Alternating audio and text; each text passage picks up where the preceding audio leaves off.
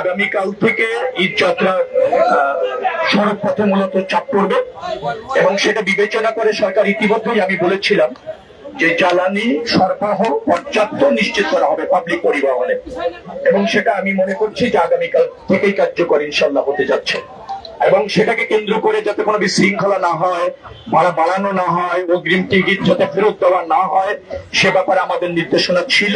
আমি যতটুকু সর্বশেষ জেনেছি সেটা কার্যকর হচ্ছে এবং কার্যকর আছে। ভাড়া এখনো পর্যন্ত বাড়িনি, বাড়ার সুযোগও নেই।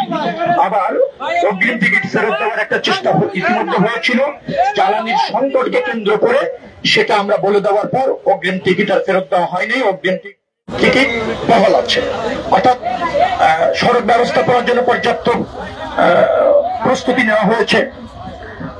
যদি আপনি জানতে চান সেগুলি বলা যাবে।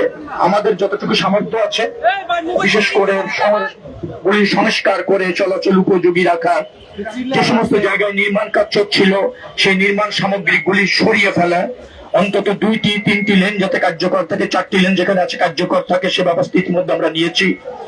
আমরা ধরেন যে সমস্ত পাম্প আছে মহাসড়কে সেই সমস্ত পাম্প আগামী ঈদের আগে 7 দিন, ঈদের পরে 5 দিন 24 ঘন্টা খোলা থাকবে, সেটা আমরা নিশ্চিত করেছি।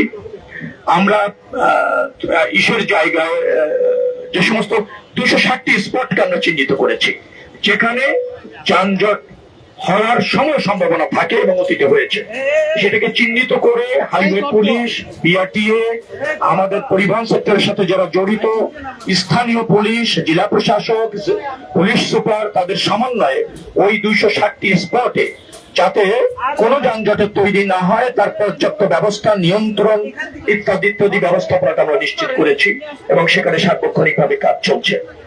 তো সবকিছু মিলিয়ে আমাদের কাছে মনে হচ্ছে যে আমরা একটা ভালো যাত্রা, জনবান্ধব বলতে চাই, স্বস্তির যাত্রা, আরামদায়ক ভ্রমণ, নির্দিষ্ট সময়ে যাত্রীরা যাতে গন্তব্যে পৌঁছাতে পারে, বাড়িতে পৌঁছাতে পারে, উদ্বিগ্ন না হয়, ঘন্টা পর ঘন্টা সড়কে যাতে আটকে না পড়ে সেটার জন্য সরকারের মনোযোগ রয়েছে, সর্বাত্মক মনোযোগ রয়েছে, প্রধানমন্ত্রীর নির্দেশ রয়েছে এবং এর সাথে যারা স্টেক হোল্ডার জড়িত আছে তাদের সবাইকে নিয়ে সমন্বিতভাবে আমরা কাজ করছি। আশা করছি যে আমাদের সফল হওয়ার যে চেষ্টা আছে সেখানে কোনো ব্যত্যয় ঘটবে না।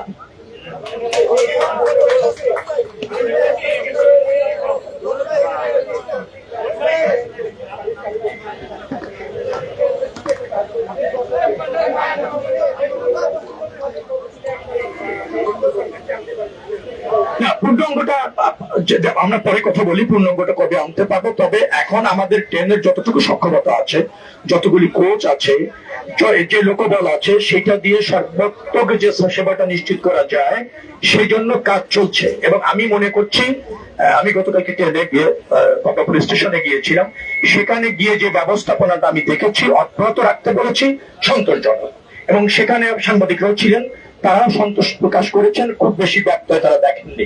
কিছু ডিজায়ার যাত্রীর আছে, ওটাকে আমরা আমলে নিয়েছি, রেসপেক্ট করি, নিশ্চয়ই সেগুলি আমরা পর্যায়ক্রমে প্রতিষ্ঠিত করবেন সব।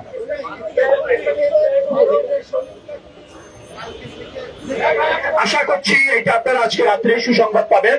পাবলিক পরিবহন যেগুলি আছে দূরপাল্লার এবং পাবলিক পরিবহন, সেখানে ওই আর লিমিটেশন থাকছে না, পর্যাপ্ত তেল তারা পাবেন।